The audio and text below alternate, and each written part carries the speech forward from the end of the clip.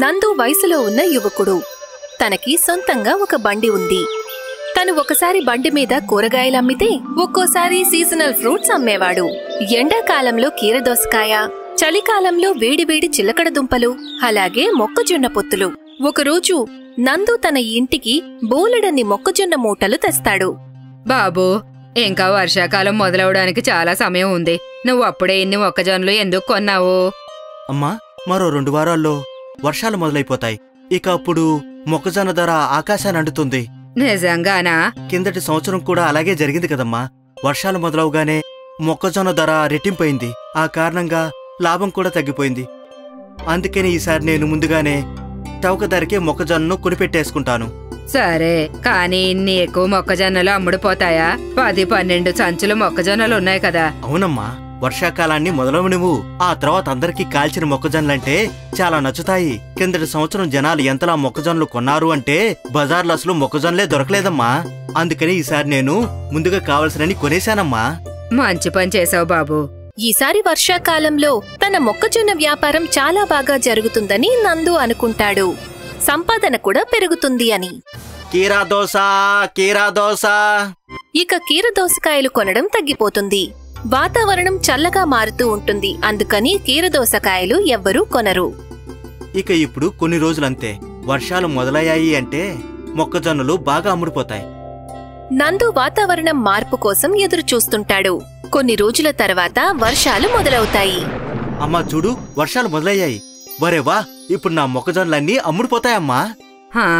అన్నీ అమ్ముడుపోతాయి. ఒకవేళ ఈసారి నీకు మంచి లాభాలు వచ్చాయంటే నేను ఒక మంచి అమ్మాయిని చూసి నీకు పెళ్లి జరిపించేస్తాను బాబు. ఏంటమ్మా నువ్వు మరీను? ఇలా చూడు బాబు, నీకు కూడా వయసు మీద పడుతోంది. ఇక నువ్వు పెళ్లి చేసుకుని తీరాల్సిందే కదా. నేను అమ్మాయిని వెతకడం ముందే మొదలు పెట్టేస్తాను. పెళ్లి గురించి వినగానే నందు సిగ్గుపడతాడు. ఆ రోజు సాయంత్రమే నందు తన బండిలో మొక్కజొన్నలు పెడతాడు. ఎప్పుడైతే తను బొగ్గులు వెలిగించి మొక్కజొన్నలు కాల్చడం మొదలు పెడతాడో బజారంతా మొక్కజొన్న వాసన విస్తరిస్తుంది. మొక్కజొన్నలమ్మా, మొక్కజొన్నలు, వేడి వేడి మొక్కజొన్నలమ్మా, రండి రండి. కస్టమర్లు తన మాట విని ఆకర్షితులవుతారు. ఆ రోజు ఒకరి తర్వాత ఒకరు కస్టమర్లు మొక్కజొన్నలు తినడానికి వస్తారు. తన సంపాదన బాగా పెరిగినందుకు నందు సంతోషిస్తాడు. మరుసటి రోజు కూడా నందు వ్యాపారం చాలా బాగా నడుస్తుంది. కస్టమర్ల రద్దీ పెరిగిపోతుంది.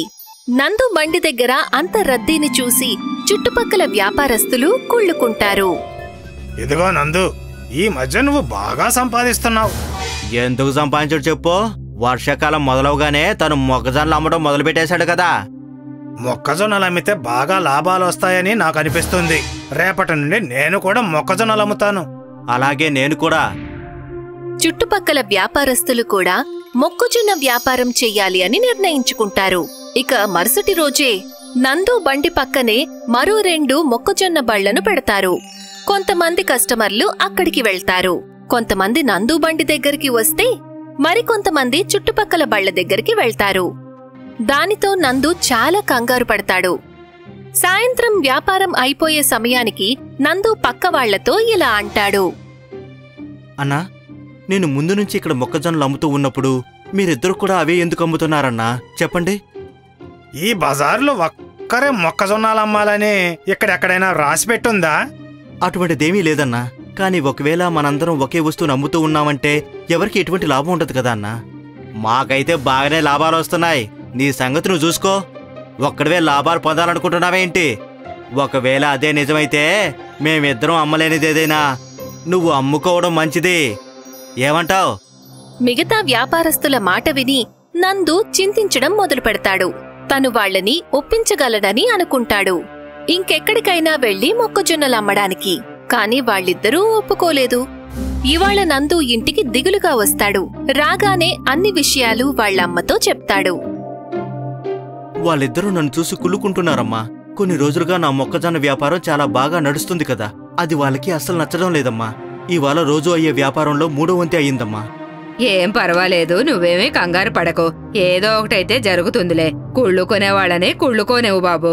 నువ్వు మాత్రం నీ కష్టాన్ని నమ్ముకో. మరుసటి రోజు నందు రోజులాగా బండిని పెడతాడు. మొక్కజొన్నలమ్మా, మొక్కజొన్నలు, వేడి వేడి మొక్కజొన్నలమ్మా, రండి. తను అరవడం మొదలు పెట్టాక చుట్టుపక్కల వ్యాపారస్తులు కూడా అరవడం మొదలు పెడతారు. వేడివేడి మొక్కజొన్నలు రుచికరమైనవి, చాలా చౌకమైనవి కూడా. ఒక్క మొక్కజొన్న కేవలం 8 రూపాయలు అంతే. మిగతా వ్యాపారస్తులు ధరను 10 రూపాయల నుంచి 8 రూపాయలకు తగ్గిస్తారు.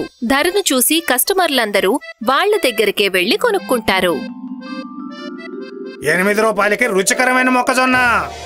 నందు కూడా ధర తగ్గిస్తాడు. వ్యాపారస్తులు 7 రూపాయలకు తగ్గిస్తారు. నేను అంతగా తగ్గించడం కుదరదు. నాకు ఇంకా లాభం ఎలా ఉంటుంది? తన దగ్గరికి కస్టమర్లు ఎవ్వరూ రావడం లేదు. అందుకని తను కంగారు పడి వ్యాపారాన్ని మూసి ఇంటికి వెళ్లిపోతాడు. ఏం జరిగుంటుందో అది అమ్మకి అర్థమవుతుంది. అమ్మా, ఇప్పుడు నేనేం చేయాలి? తక్కువ లాభానికి మొక్కజొన్నలు అమ్మటం వల్ల ఏంటి ప్రయోజనం? నేను ధరను తగ్గించానంటే వాళ్ళిద్దరు ఇంకా ఎక్కువ తగ్గించేస్తున్నారు. ఓ వేరేదేదైనా కొత్తగా చేయొచ్చు కదా. కొత్తగా చేసావంటే అప్పుడు కస్టమర్లందరూ నీ బండి దగ్గరికే వస్తారు. కానీ కొత్తగా ఏం చేయాలి?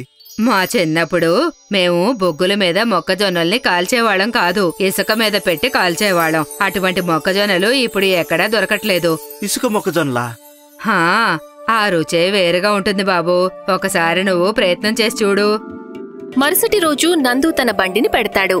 పొయ్యి మీద ఒక కడాయి పెడతాడు. అందులో ఇసుక నింపుతాడు. చుట్టుపక్కల వ్యాపారస్తులు ఆశ్చర్యపోతారు. ఆ తర్వాత పొయ్యి అంటించి నందు అరవటం మొదలు పెడతాడు. ఇటువంటి మొక్కజొన్నల్ని ఎప్పుడూ తిని ఉండరు. ఇసుక మీద కాల్చిన మొక్కజొన్న, పాతకాల పద్ధతిలో ఇసుక మీద కాల్చిన మొక్కజొన్న. ఇసుక మొక్కజొన్నలు అని వినగానే 2 పెద్దవాళ్లు అక్కడికి వస్తారు. వాళ్ళు ఆ మొక్కజొన్నలను రుచి చూస్తారు. భలే, చాలా బాగుంది. చాలా రోజుల తర్వాత ఇలాంటివి నేను తింటున్నాను. చాలా మంది ఇసుక మొక్కజొన్నలను మొదటిసారి రుచి చూస్తారు. ఇది అద్భుతంగా ఉంది. బొగ్గుల్లో కాల్చిన మొక్కజొన్న కంటే చాలా వేరుగా ఉంది. చాలా రుచిగా ఉంది కదా. ఇవాళ నందు బండి దగ్గర ఎంతో మంది కస్టమర్లు ఉంటారు. వచ్చిన వాళ్ళు నందుతో సెల్ఫీలు తీసుకుంటారు, వీడియోలు చేస్తారు. నందు కొన్ని గంటల్లోనే ఫేమస్ అయిపోతాడు. నందు ఇసుక మొక్కజొన్నలు 20 రూపాయల ధరకు అమ్ముడుపోతాయి. ఇక తను ఒక్క రోజులోనే చాలా బాగా సంపాదిస్తాడు. మరుసటి రోజు మిగతా వ్యాపారస్తులు కూడా ఇసుక మొక్కజొన్నలను తయారు చేస్తారు. ఇసుకలో కాల్చిన మొక్కజొన్నలమ్మా. వేడివేడి ఇసుకలో కాల్చిన మొక్కజొన్నలమ్మా. వీడియోలో చూసింది ఇతన్ని కాదు కదా, అదిగో అక్కడ. అతని దగ్గరికి వెళ్లి మనం మొక్కజొన్నలు తిందాం.